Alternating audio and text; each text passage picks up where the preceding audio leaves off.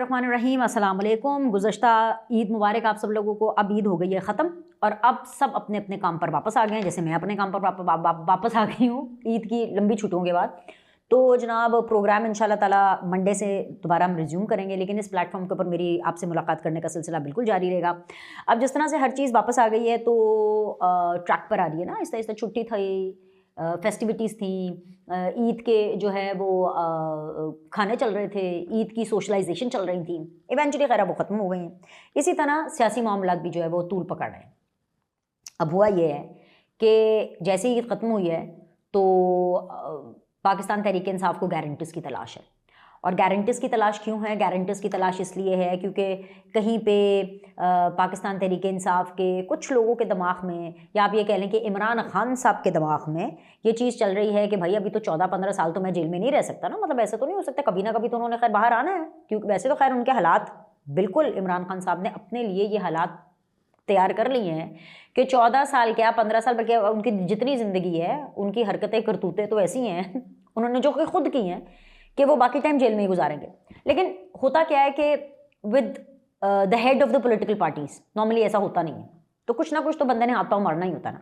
तो अब गारंटी ढूंढे जा रहे हैं और कहीं ना कहीं ये सोच पाई जाती है, ये पीटीआई के हलकों में इमरान खान साहब के दिमाग के अंदर, जो भी वो फिर आगे अपने लोगों को बता रहे होते हैं कि गारंटर ढूंढते हैं और कोई ना कोई तो ऐसा गारंटर होगा जिसकी फ़ौज भी मानेगा, और कोई ना कोई तो ऐसा गारंटर होगा जिसकी हुकूमत भी मानेगा। क्योंकि सीन क्या है कि पाकिस्तान तहरीक इंसाफ ने अपने, एक होता है पाँव पे कुल्हाड़े मारना, एक होता है कुल्हाड़ों पे पाँव रखना, बार बार अपने कुल्हाड़ों पे पाँव रखे, क्योंकि इनका कोई दीन ईमान नहीं है ना, पता नहीं चलता ना। गारंटर भी इसलिए इनको ढूंढने में मुश्किल पेश आ रही है क्योंकि गारंटी कोई किस बात की दे। क्या कोई ये गारंटी दे सकता है कि इमरान खान रियासत मुखालिफ बातें नहीं करेंगे? उनका जो ट्विटर अकाउंट है वो फ़ौज को और आर्मी चीफ के हवाले से जो है कोई प्रोपेगेंडा नहीं करेगा। वो ख़ुद जेल के अंदर से जो भी अपने आर्टिकल्स वगैरह लिख रहे हैं उसके अंदर जो है वो फ़ौज की हर्जासराई नहीं करेंगे, फ़ौज को डिफेम नहीं करेंगे। इसके अलावा जब भी वो कोई बात कर रहे हैं, या उनकी पार्टी के वो लोग जो कि अभी बाहर हैं वो कोई बात कर रहे हैं, और ख़ास तौर पे वो लोग जो 9 मई के हवाले से GHQ हमला केस के हवाले से अभी ज़मानतों पे हैं, बाहर हैं फॉर दैट मैटर, वो भी अपनी करतूतों से और अपनी हरकतों से बाज नहीं आ रहे हैं। तो ऐसे में गारंटी ढूंढने में भी दिक्कत होती है। और इस तरह की सिचुएशन में वो जो होता है ना एड़ा बन के पेड़ा खाना वाला सिचुएशन, वो ये सिचुएशन है जो कि इस गवर्नमेंट के लिए है और इस सेटअप के लिए है। इस सेटअप को बारहा हाइब्रिड निज़ाम कहा जाता है। और अच्छा, और इस तरह से पोर्ट्रे किया जाता है हाइब्रिड निज़ाम है, जैसे हाइब्रिड चीज़ बड़ी गंदी होती है, कोई बहुत बुरी होती है। लेकिन आप ये भी तो देखें ना, आप ये भी तो देखें कि पाकिस्तान के अंदर ही जो इमरान खान और जो पाकिस्तान तहरीक इंसाफ और ये जिस तरह का फितना, जिस तरह की हेट्रेड, जिस तरह की नफरत, जिस तरह की डिवाइड क्रिएट कर रहे हैं, उसके अंदर ये हाइब्रिड निज़ाम क्या नवाज शरीफ, शहबाज शरीफ, बिलावल भुट्टो, इन सब लोगों ने खुद जाके किए।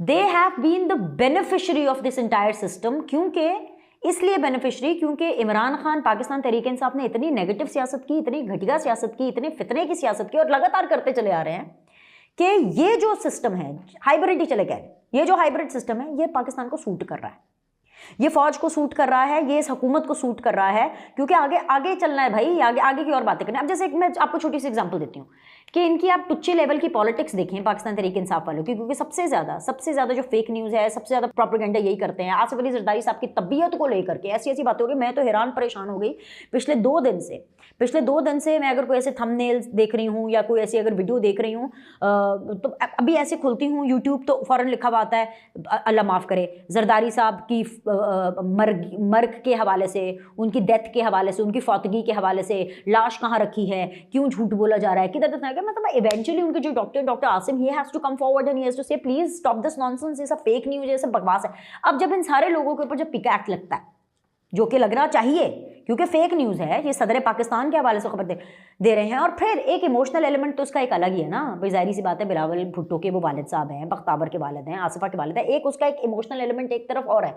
लेकिन आप ये देखें कि वो मुल्क के सदर हैं और सदर पाकिस्तान के हवाले से अगर इस तरह की अफवाहें हैं, जी यहाँ पे उनकी डेड बॉडी यहाँ पड़ी हुई है, खबर को छुपाया गया है, वो फौत हो गए हैं, वो इस तरह की उनकी पूरी सिचुएशन हो गई है।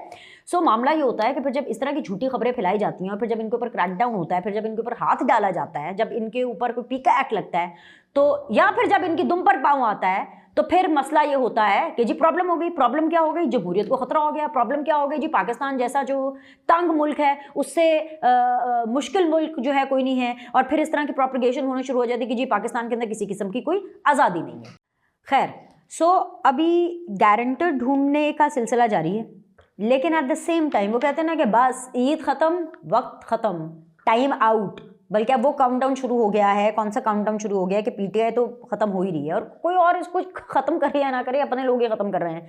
वो शाहराम तराकई वर्सेस गंडापुर हो रहा है, तैमूर झगड़ा वर्सेस गंडापुर हो रहा है। वहाँ से इमरान खान साहब जो हैं मुलाकातों के अंदर गंडापुर को सेट रखने की कोशिश कर रहे हैं। वहाँ से जी गंडापुर साहब ये फरमा रहे हैं कि जी मैं और जो बैरिस्टर सैफ हैं वो फ़ौज के साथ जो है फ़ाइनल मुज़ाकरात कर रहे हैं, और हमें इसकी इजाज़त जो है वो पाकिस्तान तहरीक इंसाफ ने के जो बानी हैं इमरान खान उन्होंने दी है। मामला ये है कि पीटीआई के अंदर ग्रुप दर ग्रुप और वर्सेस ही चल रहा है। तो अब ऐसे में इन लोगों को दुश्मनों की क्या ज़रूरत है? वो क्या था कि आसिफ अली जरदारी इनके बारे में एक टाइम पर कहा करते जब इमरान खान की हुकूमत थी, जब वो वज़ीर आज़म थे, कि ये अपने भाड़ से खुद ही गिरेंगे, इनको गिराने की कोई ज़रूरत नहीं है। तो ये अपने भाड़ से, ये पार्टी अपने भाड़ से खुद ही टूटेगी, क्योंकि मैं ज़ाती तौर पे ये बिलीव करती हूँ कि पॉलिटिकल पार्टीज़ हों या फिर पॉलिटिकल लीडर्स हों, अच्छे हों बुरे हों, दैट्स डिफरेंट।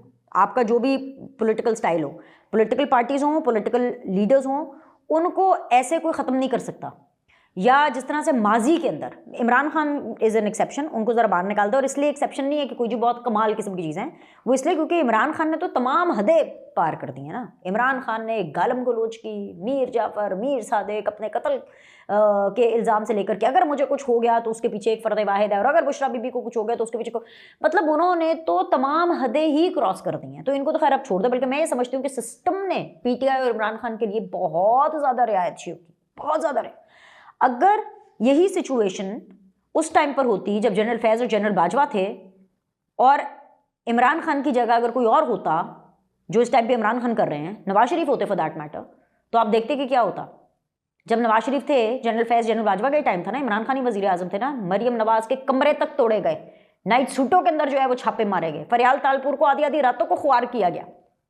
इस हद तक ये गंदे, इस हद तक ये टुच्ची पॉलिटिक्स करने वाले लोग हैं। खैर एनीवेज, सो इनकी आपस में जो लड़ाई पड़ी हुई है जो है वो हो रहा है अगले 48 घंटे। एक दफ़ा फिर से जो खबरें आ रही हैं, कहा जा रहा है वो बहुत अहम है, क्योंकि ईद की छुट्टियों के ऊपर जो पकड़ धकड़ थी, जो ज़मानतें मनसूख होना थी, जो इनके ऊपर पूरी कार्रवाइयाँ होनी थी पाकिस्तान तहरीक इंसाफ के ऊपर, वो भी छुट्टी भी गए हुए थे ना। अब छुट्टी ख़त्म हो गई है और अब फिर से एक वेव शुरू होगी, फिर से एक वेव शुरू होगी। और ये मैं आपको बहुत ही मुसद्दक़ इत्तलात दे रही हूँ कि अगले 48 घंटे में वो लिस्टें, वो सारी चीज़ें कि जी कौन कौन है जिनकी ज़मानतें मनसूख होनी है और जिनको पकड़ना है और वापस जेलों में डालना है, दोबारा जेल भरने का सिलसिला शुरू होगा।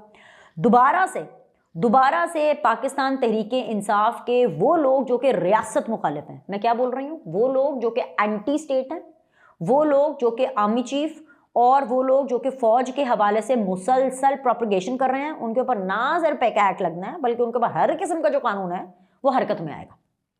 और फिर उसके बाद आप ये देखेंगे कि एक वो वेव, वो जो सख्ती वाली एक वेव थी ना, कि जो ये जिसका ये रोना पहले से रो रहे थे, क्योंकि पाकिस्तान तहरीक इंसाफ का ये भी तो वतीरा है ना कि जिस चीज़ का ये शोर मचाते हैं, या तो वो उसी टाइम पे चीज़ हो रही होती है बैकडोर में, या वो होने वाली होती है और ये प्रियम्प्ट करके चलते हैं कि देखिए जी हमारे साथ अभी ये हो जाएगा, देखिए जी हमारे साथ अभी।